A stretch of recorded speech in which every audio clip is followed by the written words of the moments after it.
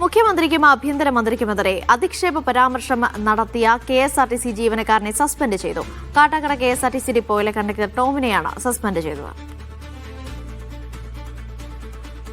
അക്ഷയ കൃഷ്ണാനന്ദ വിവരങ്ങൾ നൽകാനായി ചേരുന്നു. അക്ഷയ, വിശദാംശങ്ങൾ. ഇന്നലെയാണ് ഇത്തരത്തിലൊരു സംഭവം ഉണ്ടാകുന്നത്. അതായത് മുഖ്യമന്ത്രിക്കെതിരെയും ആഭ്യന്തരമന്ത്രിക്കെതിരെയും സമൂഹ മാധ്യമം വഴിയാണ് അധിക്ഷേപം ഇയാൾ നടത്തിയിട്ടുണ്ടായിരുന്നത്. പ്രത്യേകിച്ച് അതായത് ഇവരുടെ KSRTC ജീവനക്കാരുടെ വാട്സ്ആപ്പ് ഗ്രൂപ്പിലായിരുന്നു ഇതുമായി ബന്ധപ്പെട്ടിട്ടുള്ള സന്ദേശം, വോയിസ് മെസ്സേജ് പ്രചരിച്ചിട്ടുണ്ടായിരുന്നത്. കേട്ടാൽ അറയ്ക്കുന്ന തരത്തിലുള്ള സംഭാഷണമായിരുന്നു, ഒരു വോയിസ് നോട്ടായിരുന്നു അതെന്നുള്ളതാണ്. ഇതുമായി ബന്ധപ്പെട്ട് ഇതിൽ പൂവച്ചൽ മണ്ഡലം യൂത്ത് കോൺഗ്രസ് പ്രസിഡന്റ് ഈ സംഭവത്തിൽ പോലീസിൽ പരാതി നൽകിയിരുന്നു. കാട്ടാക്കട പോലീസ് ഈ സംഭവത്തിൽ കേസെടുക്കുകയും ചെയ്തിരുന്നു.